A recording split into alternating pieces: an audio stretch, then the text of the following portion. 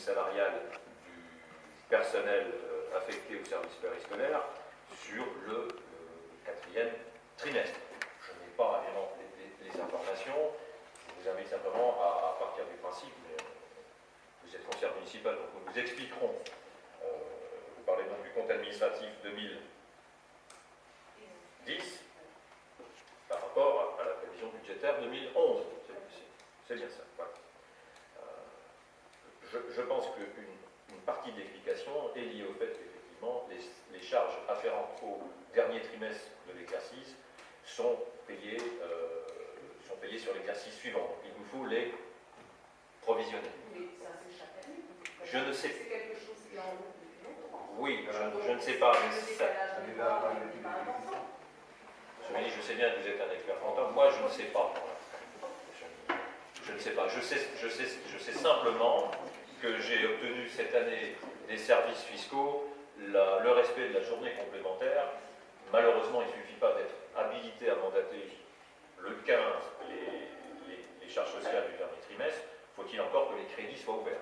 Pour sortir de là, il nous faudrait affecter, par exemple, pour le prochain budget, il faudrait qu'on casse ce mécanisme. Depuis quand est-ce que ça perdure? Je ne sais pas. En tout cas, il y a un certain nombre de choses qui sont, de ce point de vue-là, incohérentes. Voilà. Mais vous n'avez pas répondu à la question. Les bruits qui courent sont-ils fondés? Ah, les bruits qui courent. Les bruits qui courent. Bon, moi, je pense que les bruits, par essence, comme vous dites, ils courent. Non, ce qui n'a pas été, me semble-t-il, tout à fait pris en compte à l'époque du vote du budget, ce qui nous aurait donc amené à augmenter encore l'enveloppe, c'est effectivement, me semble-t-il, les deux jeunes gens qui ont travaillé cet été au service technique, donc des jeunes gens de Vigie et d'Essange.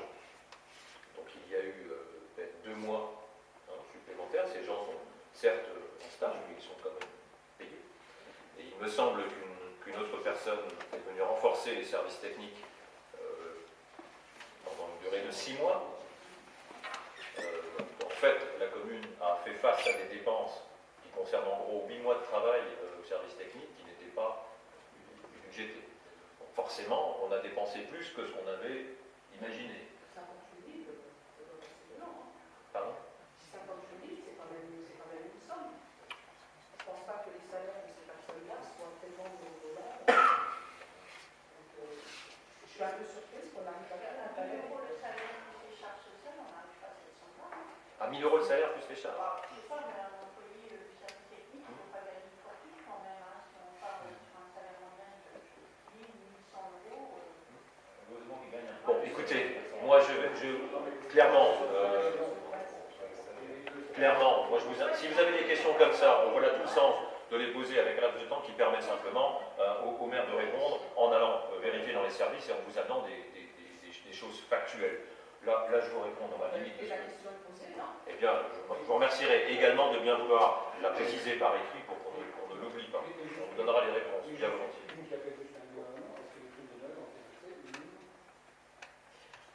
D'abord, il n'y a pas de prime de Noël. Alors, soyons précis sur les termes. Non, mais soyons précis. Il n'y a pas de prime. Il n'y a pas de... Non, c'est pas clair. Il n'y a jamais eu de prime, il n'y a pas de prime. Il y a des indemnités. Donc, on est dans le cadre du régime indemnitaire. Il se trouve que ce que vous appelez les primes sont en fait des indemnités d'exercice de mission préfecture. On appelle les IEMP. Bien. Donc, elles sont versées mensuellement, semestriellement, on va dire, et ça relève de la décision de l'autorité territoriale sur une base de l'enveloppe que le conseil municipal a fixée. Il se trouve qu'effectivement, vous présentez encore une fois les choses d'une façon un petit peu erronée. Il me semble que certains agents ont proposé spontanément que les indemnités, en tout cas que le régime indemnitaire qui de tradition leur est versé au titre du 2e semestre, soit payé sur l'exercice suivant, de façon à permettre, me semble-t-il, à leurs collègues de passer un temps un petit peu plus long avec eux au service technique. Donc, je trouve qu'il y a là, en tout cas, une démarche tout à fait... on peut saluer. Je n'avais aucune raison de m'y opposer. Vous voyez, entre ce que la rumeur dit, non, on n'est pas à court d'argent pour payer. La commune de Vigie n'est bilan. On parle d'autorisation de crédit. On parle d'autorisation de crédit, bien entendu. C'est pas parce qu'on n'a plus de crédit à la fin de l'année que la commune ne peut plus faire face à ses engagements. Non, mais je ne dis pas que vous l'avez dit, mais comme vous le disiez tout à l'heure, c'est pas ce que vous avez dit, mais ça va bien. Donc, quand vous faites les réponses, là, c'est parce qu'on a dit. Tout à l'heure, vous avez dit que vous ne pouvez pas nous taxer d'avoir augmenté le budget du personnel communal, c'est parce qu'on a dit. On a dit qu'on a une période de faire attention. Et vous dites, ne dites pas que. À chaque fois que vous nous faites une réponse, on se prend une espèce d'accusation alors qu'on a. Non, mais parce que vos questions sont toujours sous-jacentes et sous-tendues que le maire de la commune gère de façon, on va dire, négligente les finances communales. Je dément cette théorie, même si vous présentez les choses de façon comme ça très amenée en vous basant sur la rumeur. Rassurez-vous, les finances de la commune sont gérées avec beaucoup de sérieux. Concernant le montant donc, des primes ou autres, c'est déjà une question que vous avez posée le 14 décembre 2010 et auquel le maire a déjà répondu de la même façon. 14 décembre 2010. C'était pas la même question. Oui, mais formulé autrement. Madame maire, la gestion financière de la commune s'appréhende de façon globale, en tenant compte de tous les paramètres. Là, vous regardez encore une fois les choses par le petit bout de la lorgnette, vous me demandez, je me prête au jeu, de répondre à la rumeur. Bon, je crois que, bon, je veux bien... Est-elle fondée ou pas? Cette rumeur n'est absolument pas fondée, elle est totalement fausse, elle est présentée. Donc ils ont eu leurs indemnités. Bon, non, je ne joue pas avec vous, madame maire. Je vous ai répondu, hein, vous réécouterez ma réponse, vu qu'elle est enregistrée, et peut-être que vous la comprendrez mieux. Nous avons entendu votre. Bien, s'il n'y a plus... Ah, une question.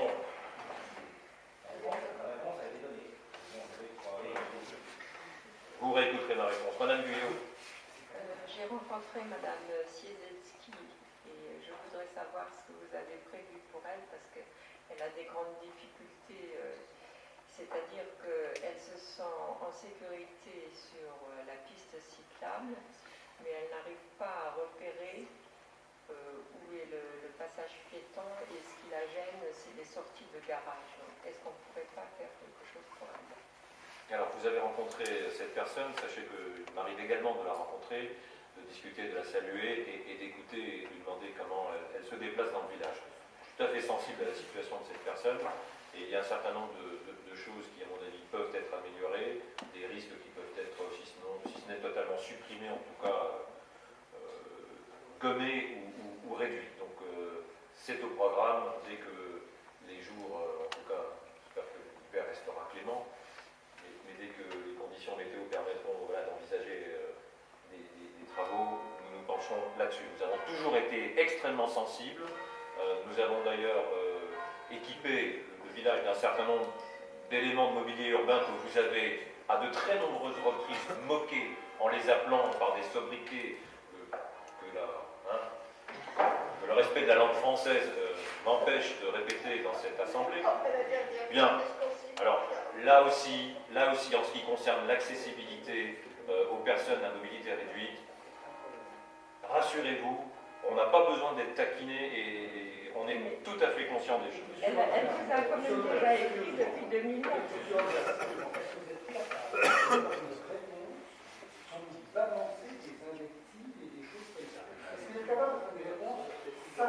Je n'invective personne. Non, mais parce qu'à chaque fois, les réponses, c'est une bonne arrêtez avec ça. Justement, c'est toujours la chose concrète. Tout à l'heure, ma collègue a dit il n'y a pas de honte à être d'accord. Les bons sens, mettez-vous ça dans le crâne, il n'y a pas de honte à être d'accord.